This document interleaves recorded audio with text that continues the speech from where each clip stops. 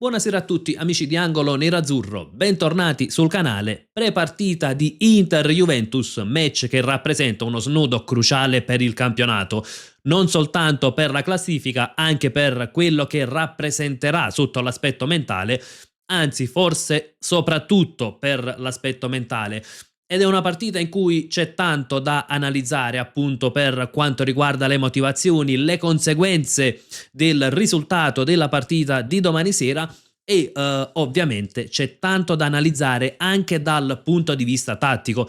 Ecco, io il match di domani lo ritengo una vera e propria battaglia tattica. Iniziamo innanzitutto da quello che quali potrebbero essere le conseguenze sia nel caso il risultato fosse favorevole, sia nel caso ovviamente l'Inter non dovesse ottenere i 3 punti. Iniziamo dal caso migliore. Una vittoria darebbe un grandissimo segnale al campionato, sia alle avversarie, quindi chi insegue l'Inter, vedere che l'Inter riesce a vincere anche una partita fondamentale, una partita difficile contro una squadra che sta facendo bene come la Juve di Luciano Spalletti, smorzerebbe ecco un po' gli entusiasmi e quindi sarebbe un segnale in questo senso, ma sarebbe importantissimo anche per l'aspetto mentale del gruppo stesso dell'Inter. Ecco, darebbe ulteriore convinzione nei propri mezzi, spazzerebbe via quell'idea di un Inter che non è capace di vincere gli scontri diretti e naturalmente permetterebbe di volare ulteriormente sulle ali dell'entusiasmo. Nel caso in cui l'Inter non riuscisse a vincere, ovviamente che sia un pareggio o peggio ancora una vittoria della Juventus, il problema non sarebbe tanto dal punto di vista della classifica, perché perdere magari ecco 2 punti sul Milan può anche starci quando magari il weekend prevede Pisa-Milan e Inter-Juventus. Il punto è un altro, ecco, si andrebbe un po' a smorzare quell'entusiasmo, si andrebbe un po' a ridimensionare il percorso recente dell'Inter e tornerebbe un po' ecco quella narrazione di un Inter forte con le piccole ma debole poi con le big. Quindi sicuramente da questo punto di vista sarà una partita importantissima. Ottenere i 3 punti potrebbe farci avvicinare allo scudetto più di quanto dica la classifica. Andiamo anche sull'aspetto tattico del match perché anche qui c'è davvero tanto da analizzare. Partiamo col sistema di gioco. La Juventus dovrebbe scendere in campo col 3-4-2-1. Dico dovrebbe perché c'è un ballottaggio in primis ed è Cabal con Seisao. Nel caso in cui dovesse essere preferito con Seisao, la Juventus potrebbe scendere in campo col 4-2-3-1. È favorito però Cabal, con Seisao non dovrebbe partire dal primo minuto, rientra dall'infortunio, è recuperato, però probabilmente Spalletti potrebbe optare per un atteggiamento anche un tantino più conservativo e andremo a vedere il perché. Iniziamo dal modo in cui costruisce la Juventus di Luciano Spalletti. Predilige una costruzione dal basso e non forza le uscite sugli esterni, ma anzi cerca anche le vie centrali. Quando l'avversario pressa alto, occhio perché diventano fondamentali i trequartisti, il lavoro che fanno ad andare incontro, perché non danno semplicemente l'ampiezza, ma fanno tanto lavoro incontro al centrocampo per dare anche uno sbocco in costruzione e quindi magari questo tipo di lavoro porterebbe ovviamente poi ad avere una nuova opzione in costruzione ed è un tipo di lavoro che appunto poi può essere fondamentale per saltare il primo pressing, perché il calciatore va incontro, da una linea di passaggio, automaticamente crea anche lo spazio. Rimaniamo un attimo sulla prima costruzione, poi passiamo allo sviluppo e allo spazio che crea il movimento dei trequartisti. Mi aspetto che l'Inter non faccia un pressing altissimo uomo su uomo, ma ecco, potrebbe naturalmente portare una linea di pressing alta, ma non andare uomo su uomo, perché magari Mkhitaryan può avanzare, quindi creare questa linea di pressing pronta ad aggredire l'avversario se si complica la costruzione.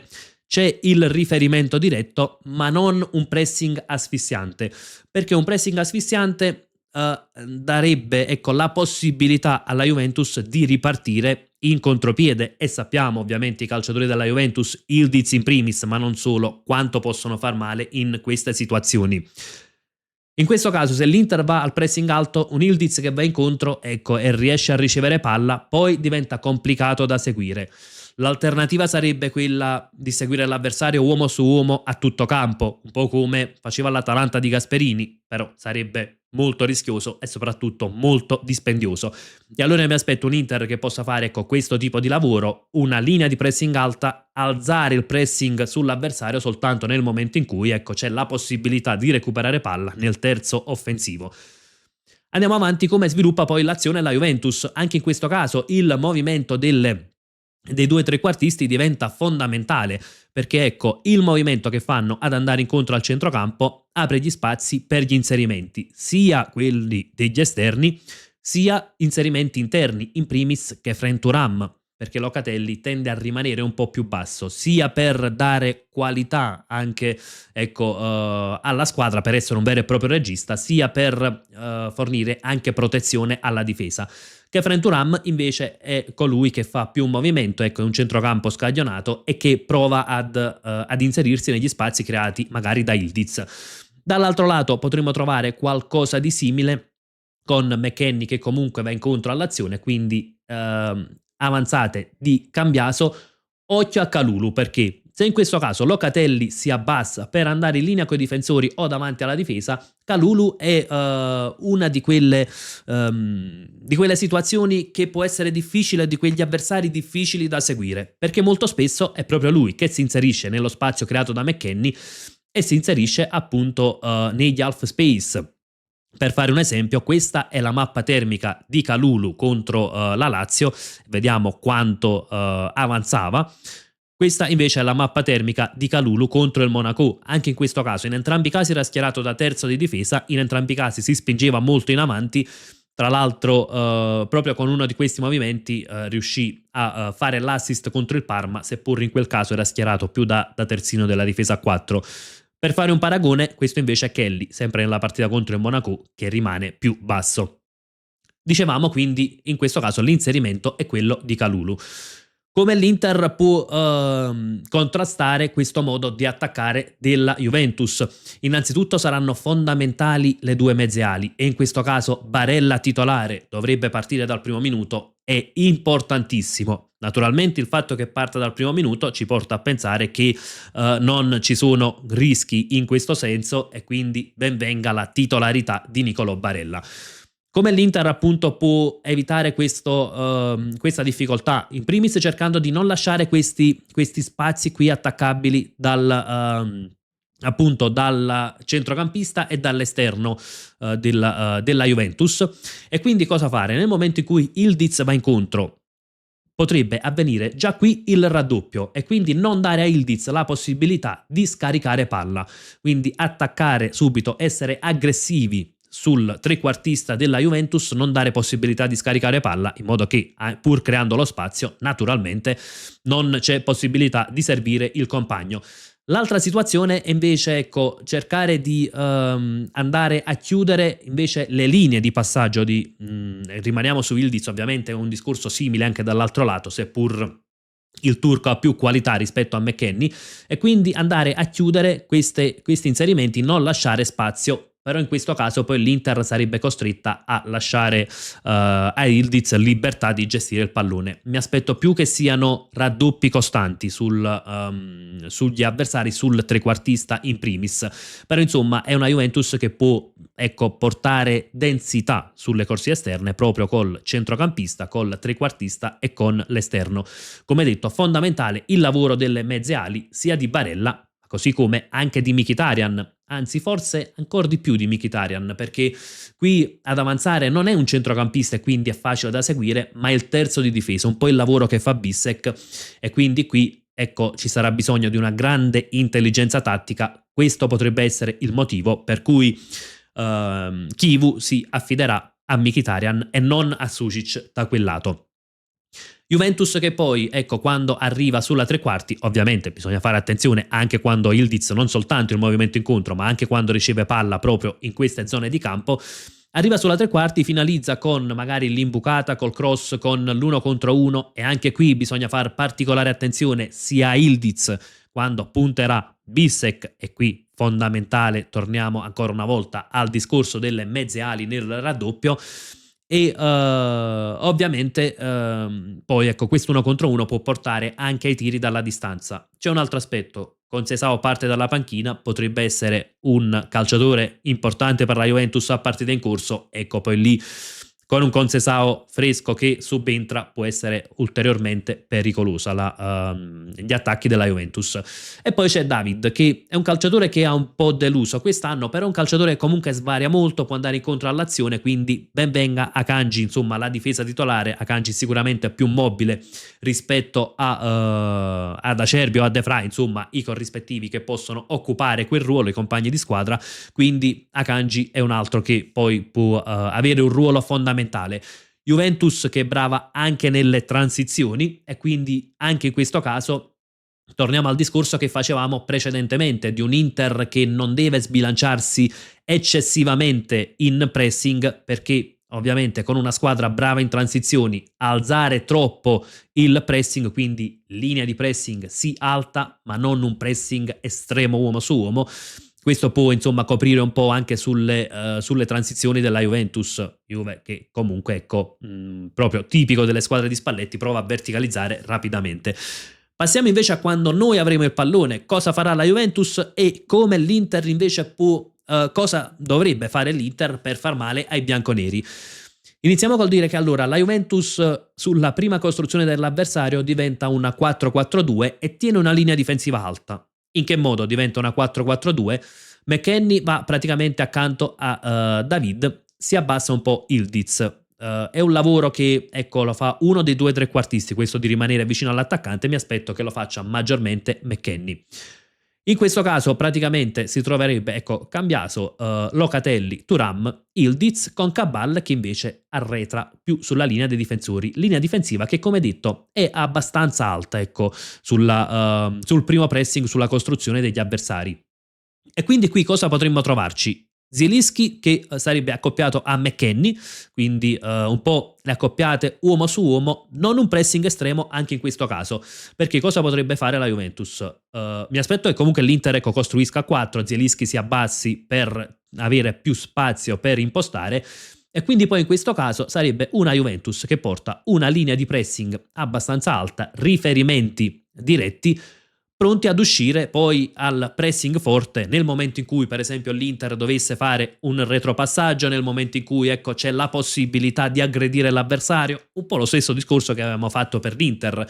Quindi in questo caso McKennie avrebbe il riferimento diretto su Zielinski, David su Akanji, Ildiz avrebbe il riferimento su Bissek, Cambiaso su Bastoni, mentre poi diciamo le accoppiate sarebbero Kalulu verso Di Marco, Cabal su Luis Enrique, 2 difensori sui 2 attaccanti e i centrocampisti ovviamente a seguire le nostre mezze ali. Ripeto, non un pressing altissimo, ma magari ecco una Juventus in questo modo, pronti poi ad accelerare, ad aggredire il portatore di palla, perché ovviamente anche la Juventus fa del recupero nel terzo di campo offensivo una delle armi per far male agli avversari. Dopodiché cosa succede? Quando l'avversario invece supera la prima linea di pressing, la Juventus si ricompatta anche eventualmente con una sorta di 5-4-1, quindi con gli esterni che si abbassano entrambi, sia Cambiaso che Cabal, e possiamo vedere anche i 2 trequartisti entrambi sulla linea dei centrocampisti. In questo modo la Juventus tende a stringere le linee e a concedere ecco, poco spazio tra difesa e centrocampo.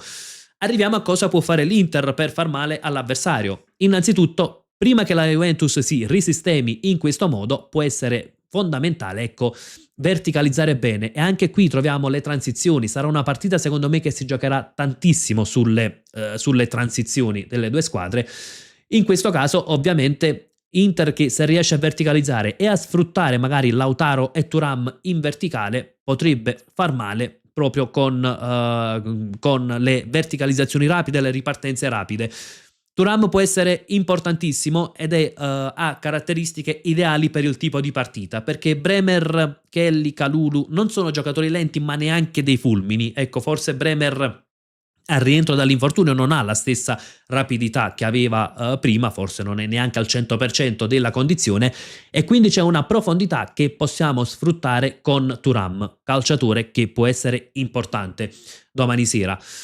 Altro aspetto che l'Inter può sfruttare ovviamente sono le spinte sulle corsie esterne, e qui può essere determinante anche nel momento in cui la Juventus dovesse risistemarsi, anche nel momento in cui la linea difensiva diventa 5.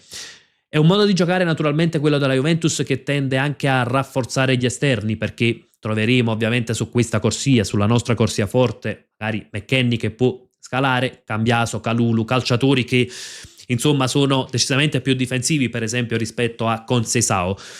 Però è un Inter che appunto può cercare di sovraccaricare le corsie esterne, quindi con delle sovrapposizioni Bissek può fare un lavoro simile a quello di Kalulu, lo fa spesso per queste sovrapposizioni interne, magari Luis Enrique più largo, anche qui mezzi ali che possono poi diventare fondamentali. In che modo? Naturalmente se i quinti attaccano e i terzi supportano l'azione, ovviamente in questo caso troviamo sia Bastoni che Bissek avanzati, se l'azione si sviluppa a sinistra Bissek rimarrà più basso e viceversa. Ecco che le mezze ali possono cercare questo sia il supporto laterale e quindi andare a fare densità laterale, sia a giocare tra le linee. In questo caso può essere fondamentale un altro aspetto, ecco, Lautaro può andare a dare il supporto sulle corsie laterali. È una Juventus che anche quando si trova in questa situazione di difesa è molto aggressiva sul portatore di palla, quindi tendono anche a rompere la linea difensiva con aggressività per recuperare il pallone e andare subito in transizione. L'Inter dovrà essere brava proprio nella gestione del pallone e anche nel giocare il pallone, ecco, da una fascia all'altra, da destra a sinistra, essere pazienti, evitare magari delle leggerezze, perché magari con un Inter, ecco, sbilanciata. Faccio un esempio, ecco, se tipo ci trovassimo in questa situazione, un'Inter sbilanciata può poi aprire il fianco a delle pericolosissime ripartenze della Juventus, potremmo pagare a caro prezzo, ecco, delle leggerezze in fase di possesso. Prima che la Juventus si risistemi, naturalmente c'è spazio per attaccare anche sulle corsie esterne, potremmo sfruttare la rapidità di Luis Enrique, ancora una volta ci auguriamo che possa avere un guizzo, ecco, in questa partita, sia che sia in fase di possesso ma anche in fase di non possesso, dove da quel lato attaccherà Ildiz, e appunto per questo, ecco, dicevamo Barella fondamentale per aiutare Bissek e Luis Enrique. Per esempio nell'ultima partita contro il Sassuolo abbiamo fatto un po' di fatica nel primo tempo quando attaccava Laurienté e si inseriva Ismael Koné, poi Sucic ha iniziato a raddoppiare e quindi abbiamo un po' trovato le contromisure. Ecco, qui ci troveremo una situazione per certi versi analoga, ma con calciatori ovviamente di qualità superiore. Quindi insomma abbiamo visto un po' quali sono i punti dove l'Inter potrebbe far male all'avversario, a cosa naturalmente fare attenzione. Ovviamente non disegnerei neanche il tiro dalla distanza, quindi perché no, Zielinski che non sarà soltanto nella propria metà campo ma avanzerà come l'abbiamo visto fare spesso, e quindi anche perché no, se dovesse riuscire a trovare spazio in questa zona di campo, provare a calciare dalla distanza. C'è un ultimo aspetto che può essere fondamentale in questa partita, sono le due squadre che in Serie A realizzano più gol dai calci piazzati. La Juventus in realtà ha pari merito col Genoa a quota 11, e quindi qui arriviamo a corner e punizioni offensive che possono essere determinanti in una partita molto tattica, con due squadre che provano a far male all'avversario ma potrebbero anche annullarsi a vicenda. Ecco che il calcio piazzato può essere una soluzione. La Juventus sui corner offensivi tende a riempire l'area piccola, magari partendo anche dalla metà e dal secondo palo per poi attaccare il primo palo, quindi anche qui troviamo densità nell'area piccola. Non è facilissimo insomma difendere sui piazzati della Juventus, ecco da cosa deriva poi l'alto numero di gol trovati in queste situazioni, mentre sui corner difensivi è una Juventus che difende con una zona mista, quindi si prendono a uomo i saltatori migliori, gli altri difendono a zona. Anche questa può essere una variabile decisiva del match. Detto questo, ovviamente è una partita difficile, un Inter però che arriva benissimo, e da quando Spalletti è arrivato alla Juventus l'Inter ha comunque totalizzato 9 punti in più dei bianconeri, e quindi bisognerà far valere questo momento positivo, dare continuità e perché no, dare un segnale importantissimo al campionato. Ragazzi, aspetto anche le vostre considerazioni nei commenti. Vi ricordo anche domani sera, subito dopo il fischio finale, la live in cui ci sarà tanto spazio anche per i vostri commenti. Ovviamente non mancate. Come sempre, io vi lascio con un gran bel Forza Inter.